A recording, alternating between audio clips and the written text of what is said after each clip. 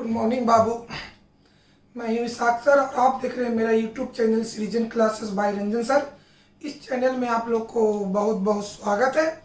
तो आप लोग को हम कल के क्लास में ऑब्जेक्टिव बता रहे थे, आइए उसी ऑब्जेक्टिव को हम आगे बढ़ाते हैं। चलिए देखा जाए। देखिए तो बाबू, प्रकृति में उपलब्ध ऐसा पदार्थ जिससे किसी तत्व को लाभपूर्वक निष्कासित किया जा सके।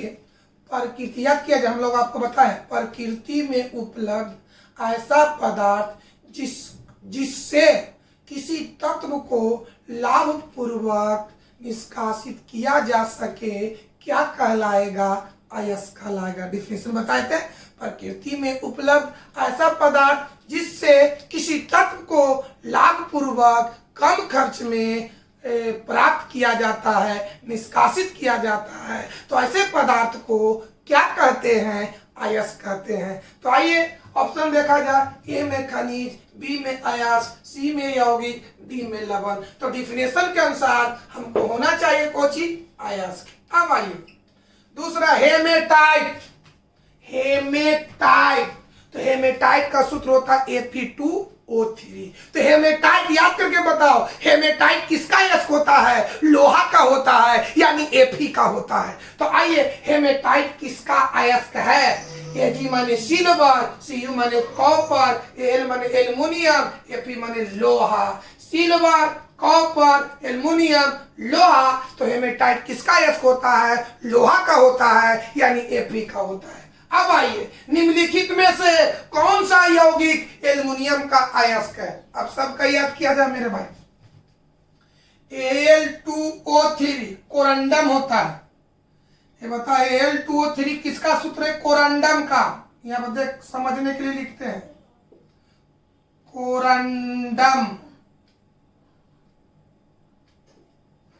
कोरंडम। चलिए, Al3Al F6 क्रायोलाइट का है। क्रायोलाइट। डायास्फार है, डायास्पोर।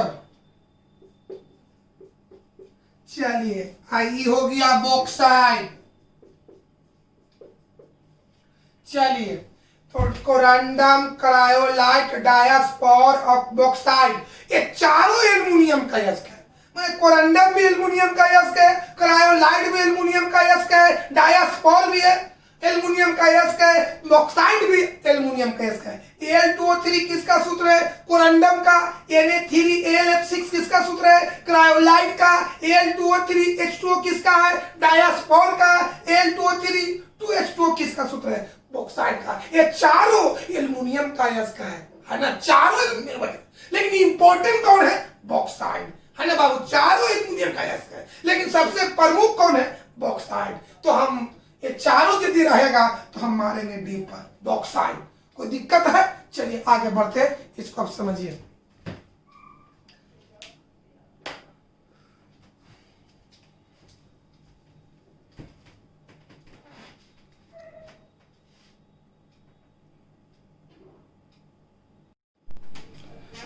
दोस्तों अगले ऑब्जेक्टिव को देखिए।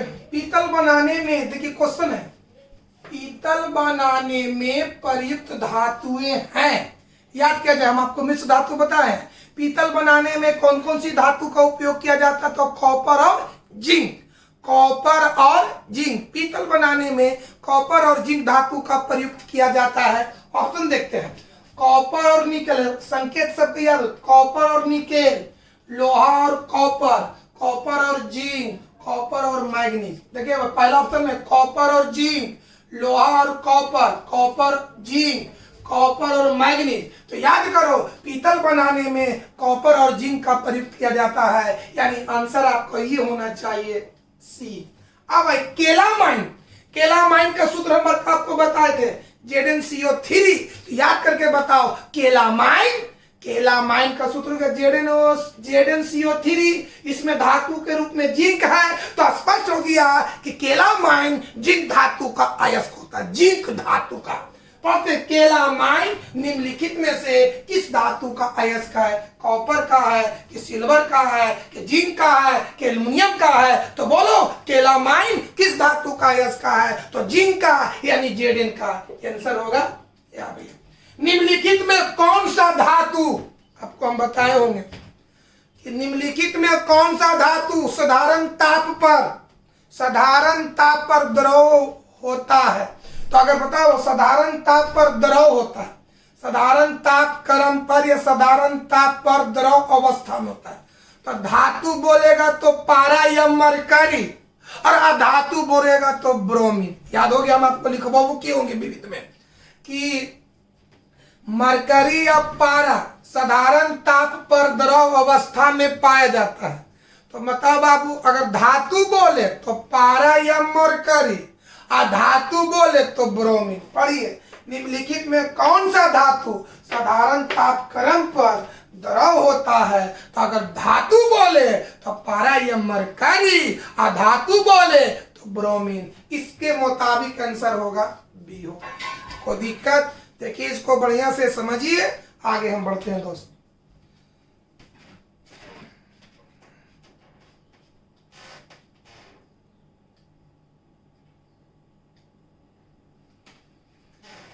आइए भाई, तो अगला क्वेश्चन देखिए 7वां। भूपर पट्टी पर सर्वाधिक पाए जाने वाला तत्व। भूपर पट्टी माने पृथ्वी की ऊपरी सतह को कहा जाता है।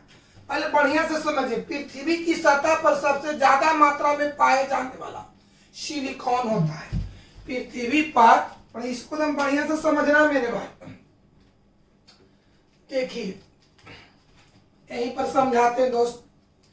भूपर पट्टी पर सबसे ज्यादा मात्रा में पाए जाने वाला तत्व, तो सबसे ज्यादा मात्रा में पाए जाने वाला तत्व को सिलिकॉन है जो 14% है। दूसरा स्थान है एल्युमिनियम जो 13.1% है। सुनिए बढ़िया से, पृथ्वी पर या भूपर पट्टी पर सर्वाधिक मात्रा में पाए जाने वाला तत्व, सर्वाधिक मात्रा में पाए जाने वाला तत्व, तो पहला स्थान आता सिलिकॉन का और दूसरा स्थान आता एल्युमिनियम का। तो सिलिकॉन, अगर सिलिकॉन हो गया अधातु, ई हो गया धातु। इसको बढ़िया से समझिए पहले बढ़िया से।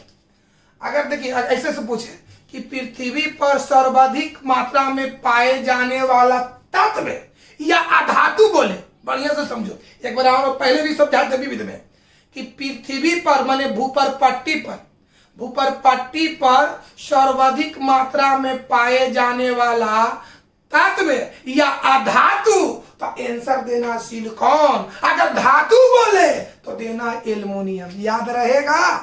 बोलो मेरे भाई, भूपर पट्टी पर सर्वाधिक मात्रा में पाए जाने वाला तत्व बोले या अधातु बोले तो आंसर देना सिलिकॉन। अगर ऐसे पूछ दे कि भूपर पट्टी पर सर्वाधिक मात्रा में पाए जाने वाला धातु, तो आंसर होना चाहिए एल्युमिनियम। ये बहुत मिस करता है, इसको दिमाग में हटा लीजिए। तत्व पृथ्वी पर यानी भूपर पट्टी पर सर्वाधिक मात्रा में पाए जाने वाला तत्व बोले या अधातु बोले तो आंसर देना सिलिकॉन। खाली धातु बोले तो आंसर देना है एल्युमिनियम। तो आइए पढ़िए थे क्या कहता है। भूपर पट्टी पर सर्वाधिक पाए जाने वाला तत्व बोल रहा है। भूपर पट्टी पर सर्वाधिक पाए जाने वाला तत्व बोल रहा है। तो चाहे तत्व रहता या अधातु रहता तो आंसर देते सिलिकॉन यानी एसआई। यानी इस कथन के मुताबिक 7वां का आंसर ए होगा। आगे बढ़ते हैं। एल्युमिनियम का अयस्क है, पढ़ते बॉक्साइड। तो बॉक्साइड एल्युमिनियम का होता है। हेमेटाइट होता है लोहा का, डोलोमाइट होता है मैग्नीशियम का। याद करो जल्दी फटाफट। बॉक्साइड किसका? एल्युमिनियम का। हेमेटाइट लोहा का, डोलोमाइट मैग्नीशियम का होता है। इनमें से कोई नहीं। तो बताओ एल्युमिनियम का अयस्क कौन होता है? बॉक्साइड होता है। आंसर होना चाहिए ए। निम्नलिखित में कौन सी धातु प्रकृति में मुक्त अवस्था में पाया जाता है? तो हम चैप्टर जब शुरू किए तो हम आपको बताए थे, सोना हो, चांदी हो, प्लेटिनम हो, प्रकृति में मुक्त अवस्था में पाया जाता। कौन कौन? सोना, चांदी, प्लेटिनम मुक्त अवस्था में पाया जाता है। तो चलिए, निम्नलिखित में कौन सी धातु प्रकृति में मुक्तावस्था में पाई जाती है?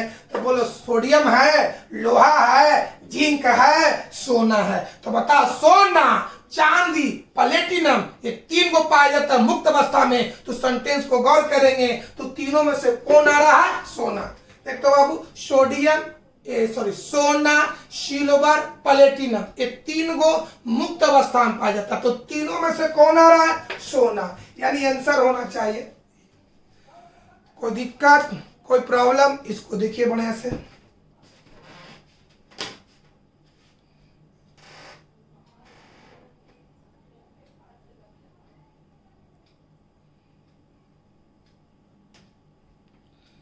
देखो बाबू, इनमें कोई एक भाषमीय फलक नहीं है।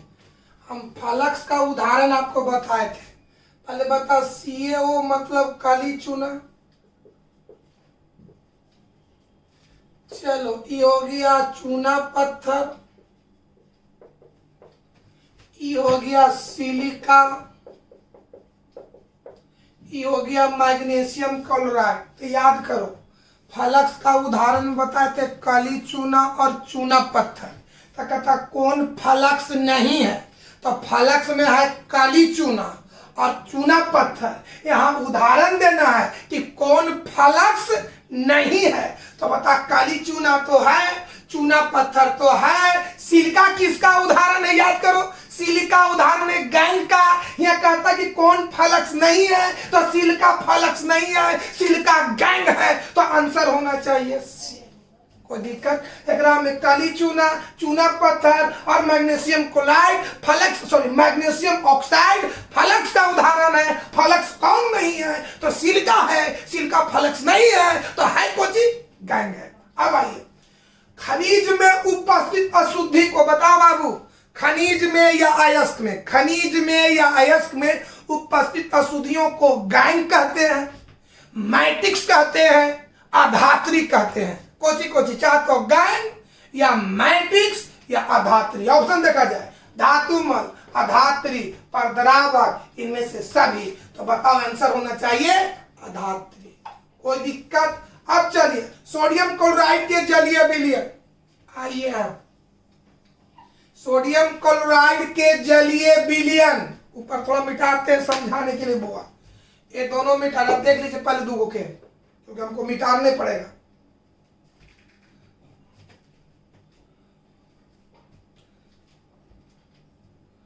हो गया,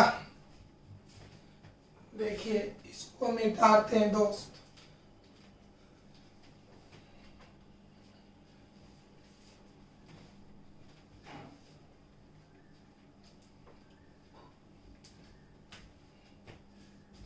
हाँ, क्या कहता? सोडियम क्लोराइड का जलीय विलयन, सोडियम क्लोराइड का जलीय विलयन। तब बोलो, सोडियम क्लोराइड का सूत्र बोलो, NaCl, जलीय विलयन मान इसमें जल डालल है ना। अब क्या कहता है? सोडियम क्लोराइड का, तो सोडियम क्लोराइड का सिर्फ NaCl, जलीय विलयन मान इसमें जल डालल है, H2O। क्या कहता? का प्लेटिनम इलेक्ट्रोड व्यवहारित कर जब विद्युत विच्छेदन किया जाता है, मतलब इसको ठेठ भाषा में समझो कि सोडियम क्लोराइड के जलीय विलयन में जब विद्युत धारा प्रवाहित किया जाता है तो इलेक्ट्रोडों पर, तो इलेक्ट्रोडो कहने से एनोड और कैथोड का बोध होता है। इलेक्ट्रोडो माने इलेक्ट्रोड कहने से एनोड और कैथोड का बोध हो रहा है। तो एनोड पर कौन मुक्त होगा और कैथोड पर कौन मुक्त होगा? कब? जब सोडियम क्लोराइड के जलीय विलयन में विद्युत धारा प्रवाहित किया जाता है, माने विद्युत विच्छेदन किया जाता है। तो आइए मेरे भाई समझाते हैं बढ़िया से। इसका दो घटक NaCl, Na plus Cl, NaCl का दो घटक Na और Cl, इस पर पॉजिटिव और इस पर नेगेटिव। आइए, जल का भी दो घटक, एगो H और एगो OH, इस पर पॉजिटिव और इस पर नेगेटिव। बोलो मेरे भाई, NaCl का कितने घटक? 2 घटक। पहला बोलो NaCl और दूसरा बोलो Cl। इस पर पॉजिटिव, इस पर नेगेटिव। H2O का 2 घटक, एगो H एगो OH, इस पर पॉजिटिव, इस पर नेगेटिव। अब बताओ मेरे भाई, यहाँ का पॉजिटिव और यहाँ का नेगेटिव, ये आपका रिएक्शन कर लेगा। तो बताओ, Na और OH मिलेगा तो NaOH बनेगा, जिसको हम कहते हैं कास्टिक सोडा। कास्टिक सोडा एक प्रकार का लवण है जो सेल के पेंदी में क्या हो जाएगा? बैठ जाएगा। फिर समझो, NaCl का 2 घटक, एगो Na और दूसरा Cl, इस पर पॉजिटिव, इस पर नेगेटिव। H2O का 2 घटक, एगो H और एगो OH, इस पर पॉजिटिव, इस पर नेगेटिव। यहाँ का पॉजिटिव, यहाँ का नेगेटिव, बना देगा NaOH, जिसको कहते हैं कास्टिक सोडा, जो एक प्रकार की लवण है, साल्ट है, जो सेल के पेंदी में बैठ जाएगा। यानी ये आपको सेल के पेंदी में बैठ जाएगा। अब बचा क्लोरीन आयन और ये बताओ हाइड्रोजन आयन। चलिए बताइए मेरे, इलेक्ट्रोड कहने से एगो एनोड का बोध होता है और एगो कैथोड का बोध होता है। तो बता बाबू, सेल में 2 गो होता है, 2 गो प्लेट होता है, 2 प्लेट, ये 2 प्लेट है बाबू, 2 प्लेट। इसको बताओ पॉजिटिव, इसको नेगेटिव। ये हो गया एनोड और ये हो गया कैथोड। बताओ बाबू, तो आकर्षण बल के कारण ये नेगेटिव वाला जाएगा कैथोड पर और पॉजिटिव वाला जाएगा एनोड पर। बड़ी सॉरी दोस्त, बताओ बाबू, ये नेगेटिव वाला जाएगा पॉजिटिव पर, आई पॉजिटिव वाला जाएगा नेगेटिव पर। बढ़िया से आओ, क्लोरीन आयन अपना आवेश किस पर मुक्त करेगा? एनोड पर। हाइड्रोजन आयन अपना आवेश किस पर मुक्त करेगा? चलिए बढ़िया से देख, पहले बढ़िया समझो। NaCl का 2 घटक, एगो Na पॉजिटिव और Cl नेगेटिव। H2O का 2 घटक, H पॉजिटिव और O नेगेटिव। यहाँ का पॉजिटिव, यहाँ का नेगेटिव, बना NaOH, एक प्रकार की लवण है जो सेल के पेंदी में बैठ जाएगा।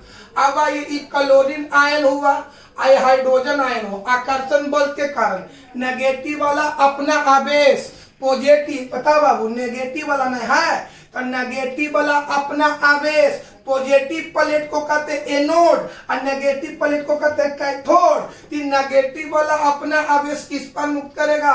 एनोड पर। पॉजिटिव वाला मुक्त करेगा कैथोड पर। तो बता बाबू, जब क्लोरीन आयन अपना आवेश एनोड पर मुक्त करेगा तब होगा क्लोरीन गैस माने Cl2। हाइड्रोजन आयन अपना आवेश मुक्त करेगा तो बनेगा H2।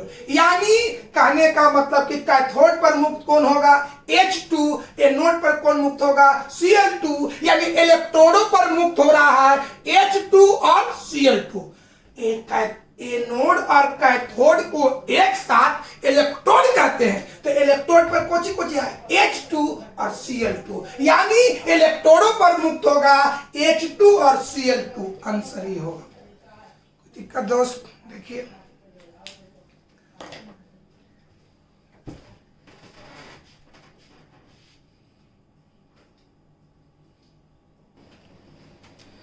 दोस्त आगे टॉपिक देखिए।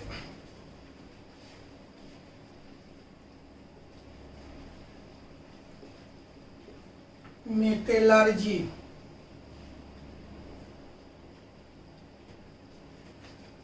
मेटलर्जी जिसको हिंदी में हम कहते हैं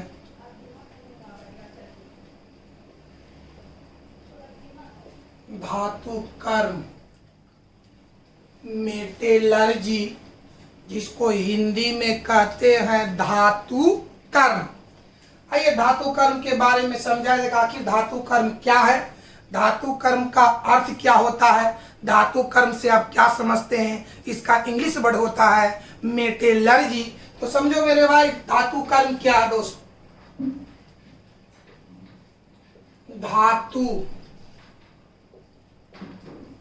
धातु कर्म का संधि विच्छेद करो। इसे संधि विच्छेद इसका नहीं होता, लेकिन अर्थ निकालने के लिए इसको जबरदस्ती किया जाए।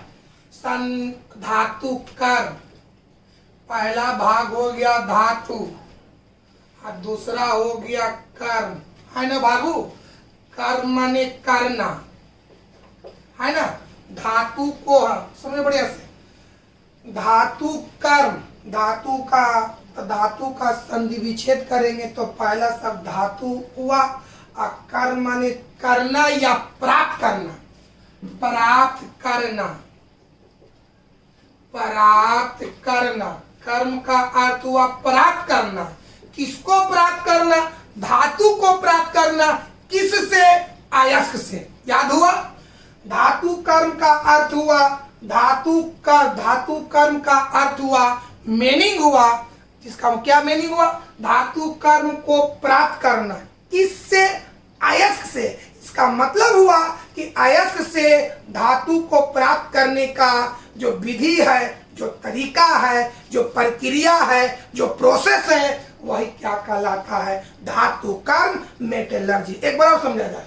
धातु कर्म का संधि विच्छेद करेंगे तो पहला शब्द धातु होगा, दूसरा का शब्द होगा कर्म।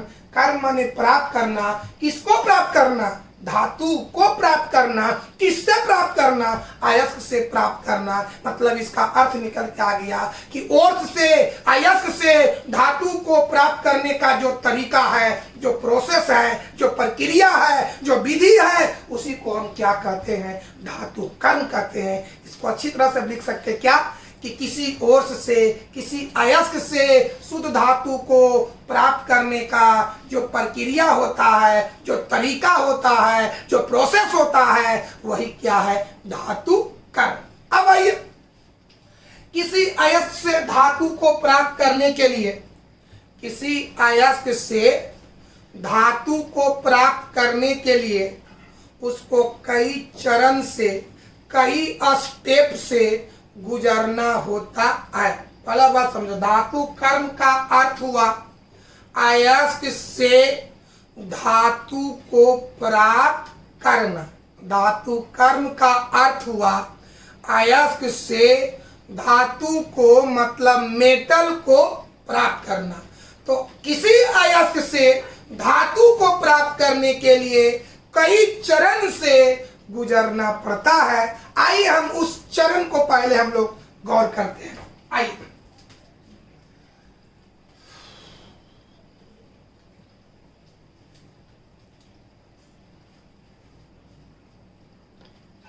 चलिए, सपोज दैट कोई ओर्स है। ओर्स के रूप मतलब अयस्क।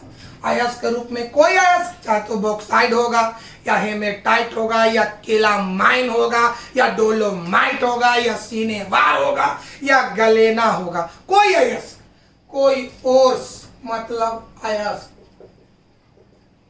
अब इस अयस्क से हमको क्या प्राप्त करना है? धातु। तो अयस्क से धातु को प्राप्त करने के लिए सबसे पहले इसमें जितने तरह का जो अशुद्धि, बढ़िया से समझो, अयस्क से धातु को प्राप्त करने के लिए कई चरण से गुजरना होता है, कई स्टेप से गुजरना होता है। तो पहला स्टेप क्या है कि इस अयस्क में जितने तरह का जो अशुद्धि है, इम्प्यूरिटीज है, गैंग है, मैटिक्स है, सबसे पहले उस अशुद्धि को क्या करते हैं? अलग करते हैं। बढ़िया से समझो, अयस्क से धातु को प्राप्त करने के लिए पहला स्टेप क्या है? अयस्क में उपस्थित अशुद्धि को अलग करना। पहले बताइए, किसी अयस्क से यदि हमको मेटल प्राप्त करना हो तो पहला काम क्या करेंगे? उसमें उपस्थित अशुद्धि को क्या करेंगे? अलग करेंगे। चलिए, पहला चरण, अयस्क में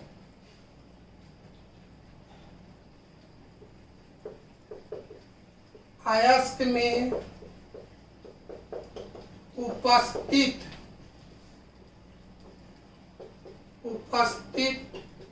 अशुद्धियों को अलग करना। याद हुआ बाबू?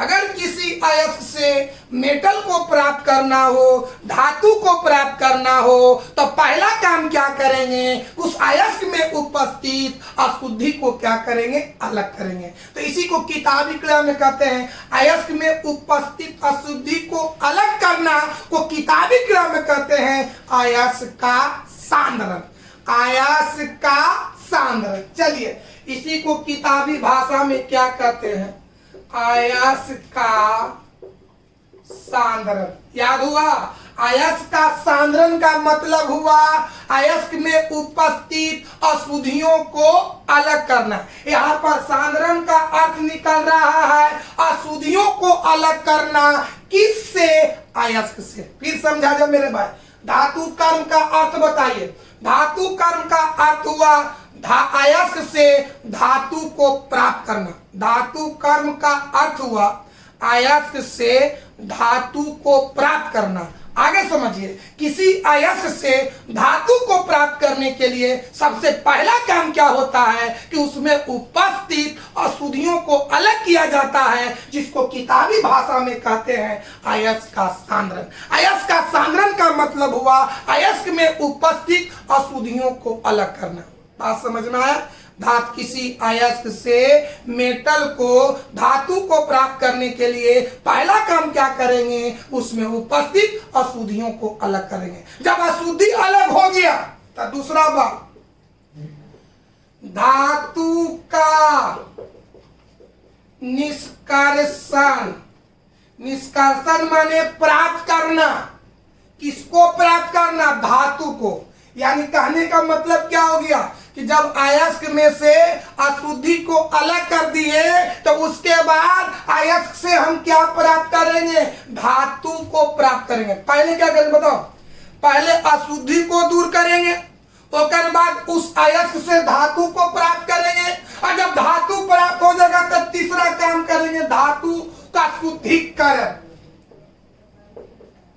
धातु का शुद्धिकरण, बढ़िया से समझो।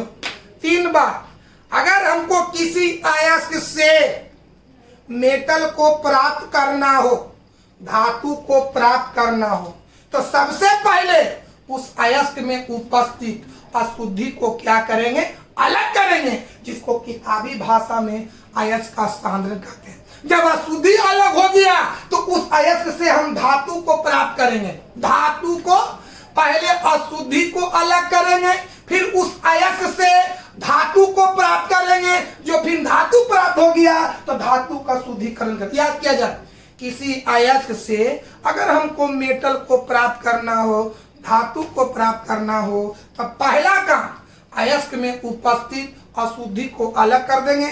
दूसरा काम उस अयस्क से धातु को प्राप्त करेंगे। तीसरा काम प्राप्त धातु को शुद्धिकरण करेंगे। यही तीन काम किया जाता है। पहले अशुद्धि को दूर करेंगे, फिर अयस्क से धातु को प्राप्त करेंगे, फिर प्राप्त धातु का शुद्धिकरण करेंगे। यही तीन चरण है धातु कर्म का। पहला चरण अयस्क का सांद्रण, सांद्रण माने अशुद्धि को दूर करना। दूसरा चरण धातु का निष्कर्षण, निष्कर्षण मतलब प्राप्त करना, किसको, धातु को। तीसरा चरण है धातु का शुद्धिकरण, माने प्राप्त धातु को शुद्ध करेंगे। तो इसको कैसे लिखेंगे मेरे भाई, अगर एग्जाम में आ जाए कि धातु कर्म क्या है, धातु कर्म की व्याख्या करें, धातु कर्म को अपने शब्दों में वर्णन करें, धातु कर्म से आप क्या समझते हैं, तो यही लिखना है कि किसी अयस्क से धातु को प्राप्त करने का, किसी अयस्क से धातु को प्राप्त करने का जो तरीका होता है, जो प्रोसेस होता है, जो विधि होता है, उसे धातु कर्म कहते हैं, जो तीन चरणों में संपन्न होती है। एक बार समझा जाए, किसी अयस्क से शुद्ध धातु प्राप्त करने का जो तरीका होता है, जो विधि होता है, उसे धातु कर्म कहते हैं, जो तीन चरणों में संपन्न होती है।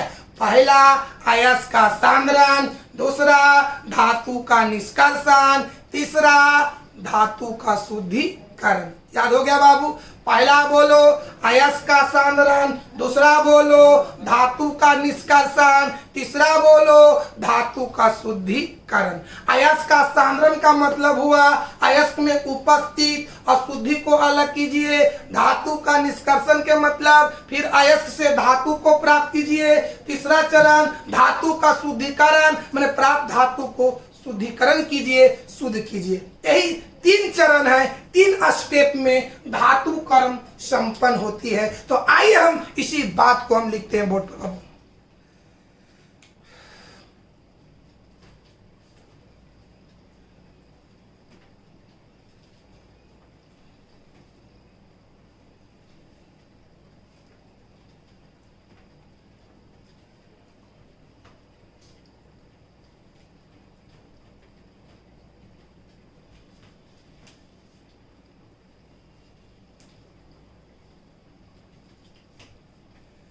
मेटलर्जी,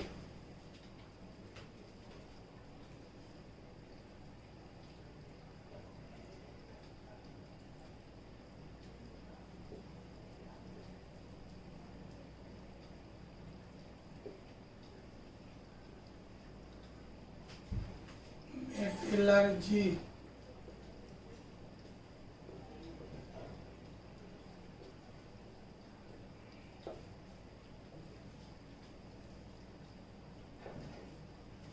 मतलब धातु कर्म। किसी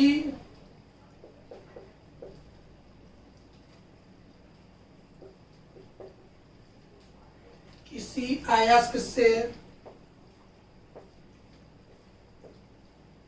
शुद्ध धातु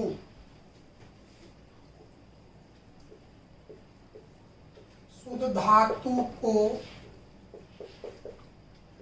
प्राप्त करने का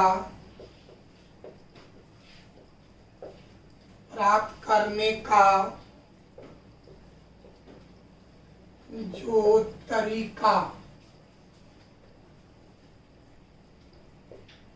तरीका होता है उसे धातु कर्म कहते हैं।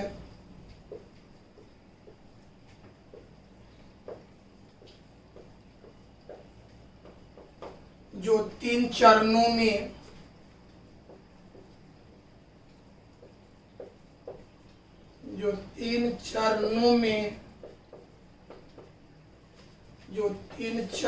में संपन्न होती है।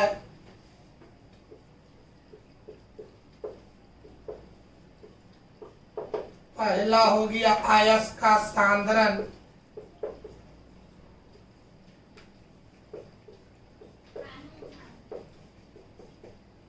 दूसरा हो गया धातु का निष्कर्षण,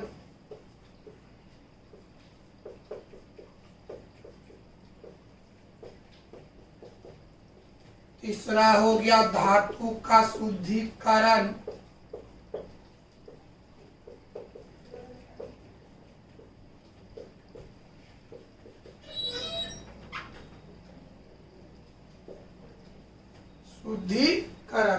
ये था आपका। फिर इस टॉपिक को और आगे बढ़ाएंगे। आज यहीं तक रहेगा बाबू।